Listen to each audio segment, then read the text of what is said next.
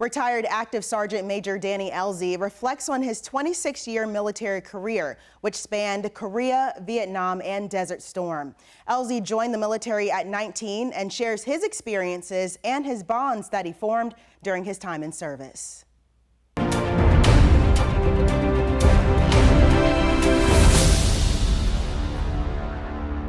Right now I'm retired, and I was active sergeant major in the Army, E9, and worked in the aviation section. Last assignment was a special task force, which has all been declassified. And so right now I'm just taking it easy. Okay. So kind of talk to me about your childhood. My childhood, I'm originally from Tennessee. I grew up in the country and had a very good childhood. Everything was more or less small town, and played a lot of baseball. And I have 3 brothers and 3 sisters, so I came from a big family. Mm-hmm. And I joined the Army at 19 years old, and then stayed in the Army for 26 years. So kind of tell me why you decided to join the Army. Well, all of my father, my aunts, my uncles, and all of them, my grandfathers, all of them was in the military.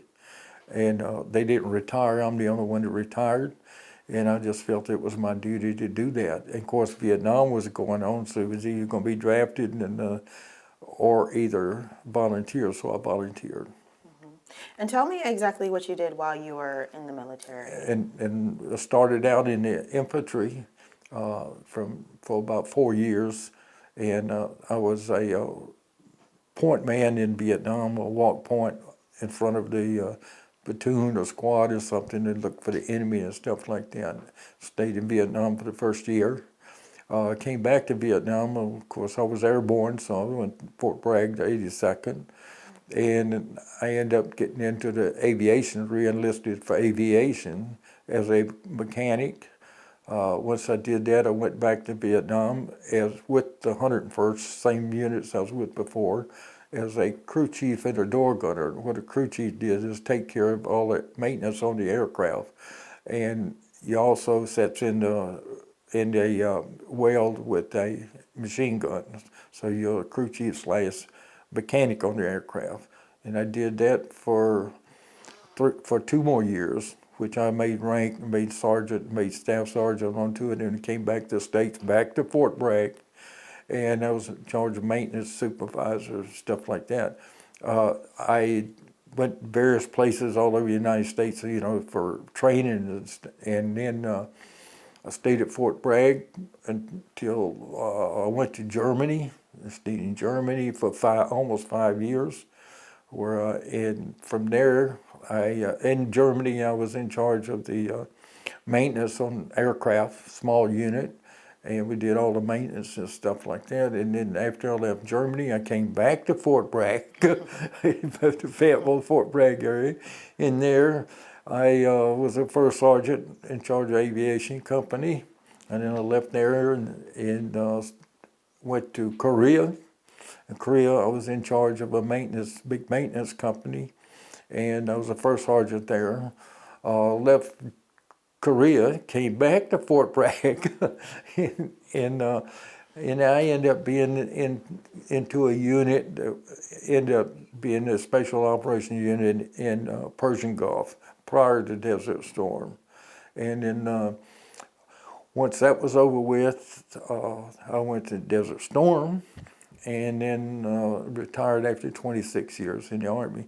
So I made the urgent ferry, which was Grenada. I made that one in Vietnam for 3 years, and then Desert Storm, all into 26 years. Mm-hmm.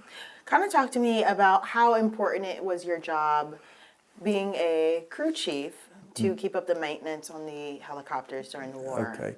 Well, the crew chief takes care of the first echelon or the lower maintenance on it. He checks the aircraft out every day, refuels, takes care of all the equipment in the aircraft. make sure it's ready and prepared to go on a mission for the pilots and stuff. So it's a real big job. You got to take care, just like you would if you was taking care of a car, but it's more important because this thing ain't got one way down, and that's when you're flying, you only go down. Also, when you're flying with the pilots, you are the eyes and the ears for the pilots. The pilot can see forward or to his right or to his left. So when you go into a landing zone or you go anywhere, the crew chief has to clear the back of the aircraft and make sure the tail rotor and everything is clear when he's flying and stuff like that. And when he gets it at the end of the day, when he goes through all his maintenance to make sure the aircraft is safe and ready to go the next morning or whenever you get for a mission. We flew all kind of missions. We flew regular combat assault missions for the infantry. We also hauled resupply. We call that trash, called resupply and VIPs and stuff like that. And then when you're flying, especially in Vietnam, if you hear a mayday go down for somebody calls for a medevac, and you are closer, and it might take 45 minutes to medevac to get there, and you at that location, you went in and performed medical evaluations on them, took them to the hospital as quick as you can. So it was a very, very, very important job, and a lot of safety goes on to ensure, because you're not only safety of the aircraft, you also got the safety of 3 other personnel in the aircraft all the time, and make sure that they everything is safe to fly. Talk to me about some of the things that you saw while you were over there in Vietnam. I know, maybe you had some good times with your people you were serving with, and yes. Sometimes you don't have the best times over there. I'm sure you've seen a lot. So talk to me about what you've seen during your experience there. Okay, it's the first time as infantry, our normal job was search and destroy the enemy, and we had searched, and we've had bad times where people got wounded and got killed, and we also have good times together. You depend on each other. You are friends. They don't care what race, where you're from, city or country. You got to bond together, because if you don't, it depends on each person's life. Walked the jungle, slept in the jungle. I didn't sleep. The 101st, when they first went over there was 18 months before they ever came back to their base camp. So I got there at their one of the first replacements. So I was there 6 months, living and eating and sleeping in the jungle. Sometimes it's good, sometimes it's bad. Sometimes people think it's hot over in Vietnam all the time, and it really is. But the trouble is, when it goes to like 70 degrees, it feels like it's 30 degrees and stuff. And your clothes, you wore your clothes, and they brought clothes out and just threw them out to you. And if you was there when you first got there, you got them to get the sizes that'll fit you. If you don't, you get what they give you. And I've had one time that my uniform pants were so long they were extra large. And when I was in Vietnam first time, I only wore size 27 in the waist. And I had to take my knife and cut the legs off of them because they were so long. But it was still, you bond together with your friends. You make the best of what you can do, if you can make jokes out of it, you can make jokes out of it. I was in firefights where people got wounded and some got killed. And so I got to see that, which is not a good memory to memorize and stuff. You live like an animal. You got leeches, you got everything, any insects you can ever think of. And when I went to aviation, which was much better, I had a place to sleep, a cot to sleep on. I had food from a mess hall and stuff like that, always, not always, but most of the time, hot food. The first person that I saw get killed in aviation was 2 soldiers playing with the weapons, and one shot the other one, and they were best friends, and that was not very good. While I was in aviation flying, the helicopters that I was on got shot down 3 times. We did not totally crash and destroy, you know, everybody. And luckily, no one got hurt. The aircraft just auto-rotated down into the ground, and the pilots were able to land it without turning it over and everything. The first time that I got shot down in a helicopter, the helicopter had 42 holes in it from the enemy fire we landed. And when we landed on a one-ship Elzie, so the front blades on the helicopter were hanging off a mountain, and the left and rear blades were hanging off the mountains. So you had to climb up on top of the aircraft for another aircraft to come in to pick you up. And it was pretty rough getting in and out. Luckily, nobody got hit.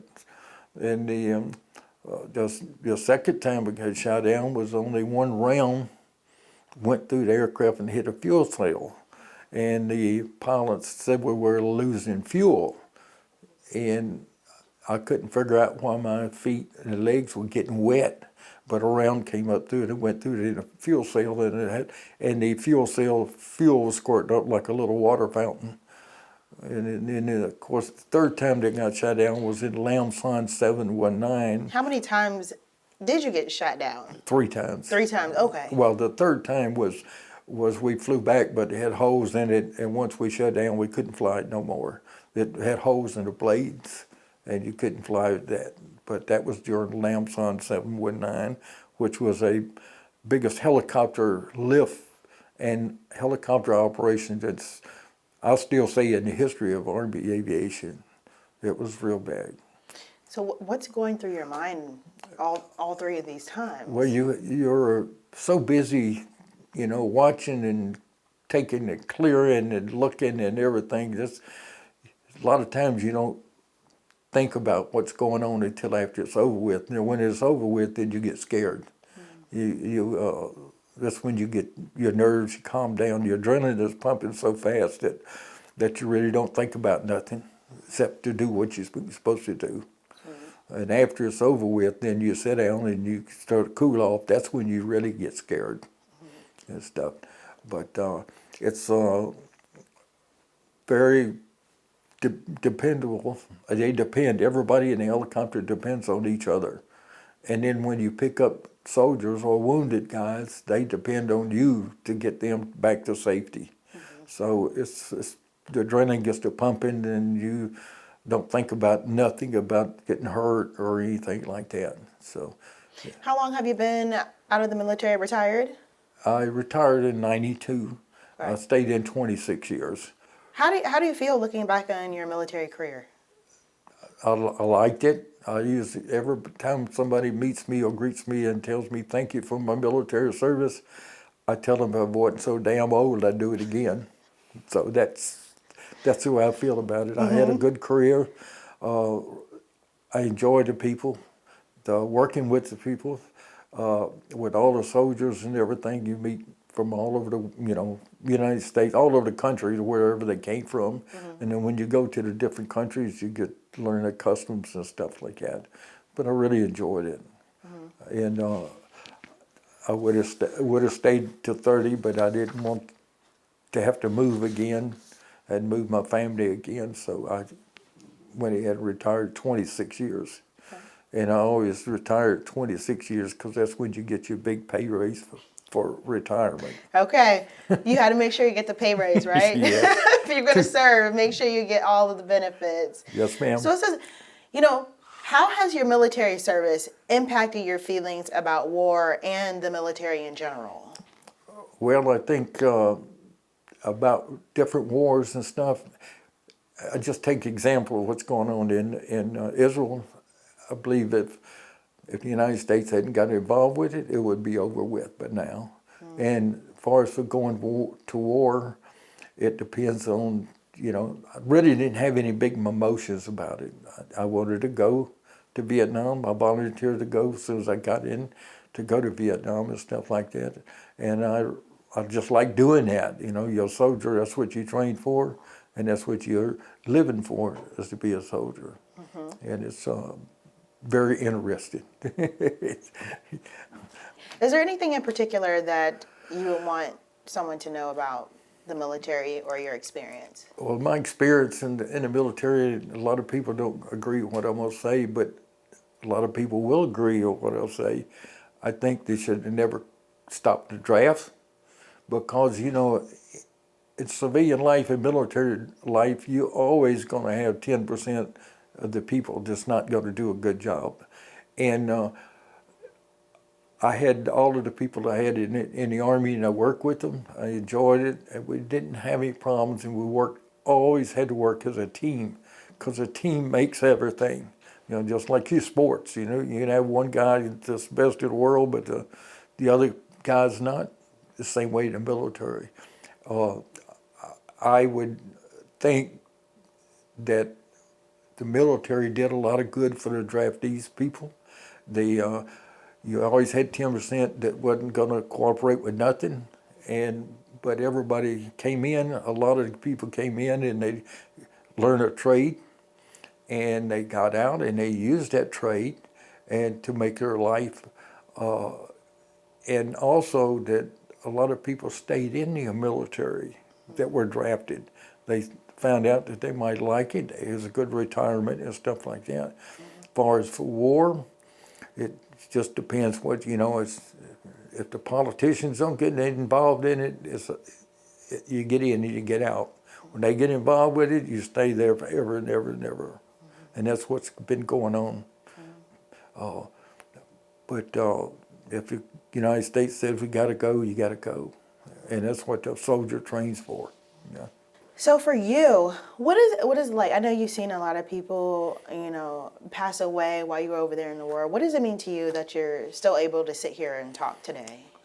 Sometimes it makes you wonder why you're here, or sometimes it makes you, especially if you were a lot of people that were single and you see a soldier gets killed and he's married and got a family, and you always wonder why, you know, he's got something to look forward for and you're single, why that wasn't me. A lot of times I have thought that, why I didn't get hurt or get shot or get killed.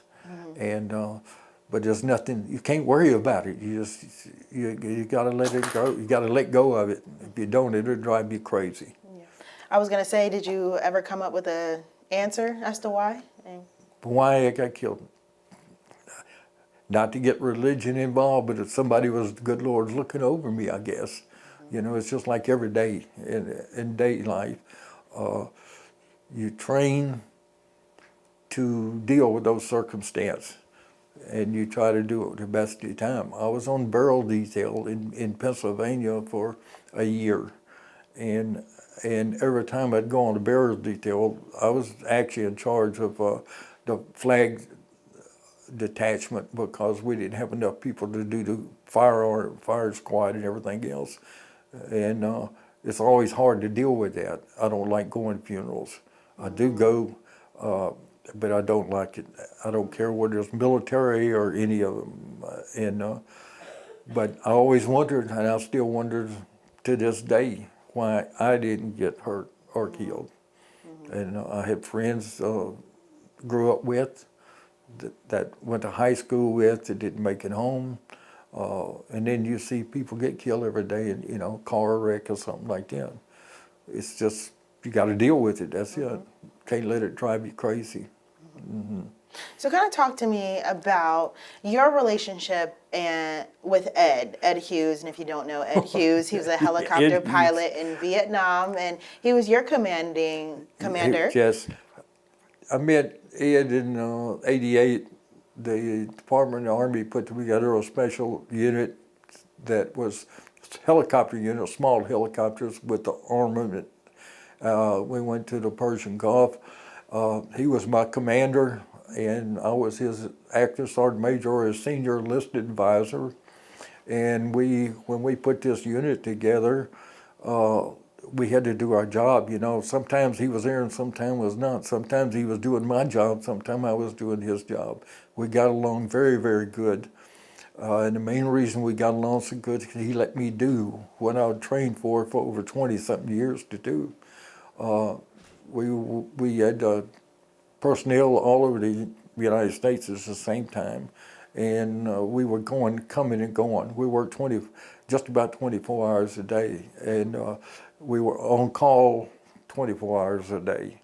And we got to know each other, and the families got to know each other. We got real close. Sometimes he would be in the Persian Gulf. What we did, and it's all been declassified. We were in the middle of Persian Gulf protecting the oil tankers that the Iranians were blowing up and trying to blow up and stuff like that. And so we worked off of Navy ships and platforms in the Persian Gulf.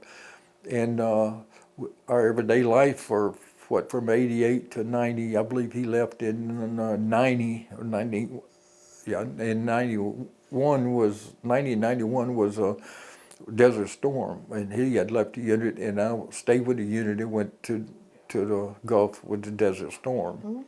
But he was a pilot, and he flew Hueys. He was not rated in the small aircraft that we had, and he was in charge of putting the whole unit together. We started out with nothing. I mean, we had nothing except a building and desks with telephones, and that's what we started out with. And when we got through, our unit was picked to be what they have in the Army Aviation as a Army Aviation Unit of the Year award. We won that, and it was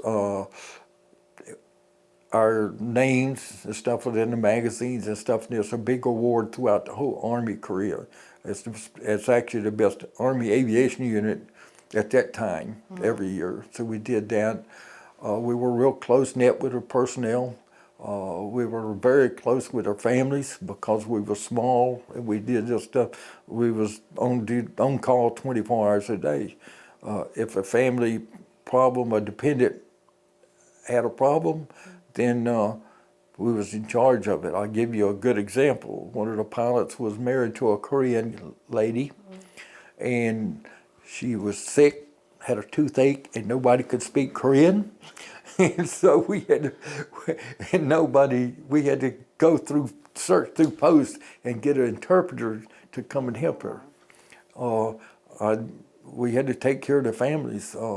We had people hurt, not bad, but got hurt, so I had to go notify their wives in the middle of the night. And the first thing, if you think about a soldier that goes to notify a family for anything at night when they had, sleep, the first thing they have in their mind is their husband has been killed, but which it hasn't. And then you had to really take care of the family just as the same way you took care of the soldiers, because they were all over the place. Some of them would be in Florida training. Some of the soldiers would be into Norfolk, Virginia, training. Some would be at Fort Bragg and stuff like that. And it was really, we both did I thought we did a real good job together. We got along fine, and he did what he was supposed to do. I did what I was supposed to do, and we got to know each other where we could just trust each other. Just as he'd be gone out of the country, and I would be running everything in the back and at Fort Bragg, and we just went at a day-to-day basis. It was a very, very important job, and we was picked by the Department of Army to put this unit together to defend and protect all the oil tankers in the Persian Gulf, and that's what we did. And then he departed and went to his, I think his MI, he's military intelligence, and he went to his Fort Davis, I think, in Massachusetts, and then I stayed at Fort Bragg. And Desert Storm came along, so what my job then was to get the equipment we had and everything and get it ready to take to the Persian Gulf at the same time. And it was very important. We got along very good, and we still get along good as this day. We're friends, we see each other, and we have a good time, sure do.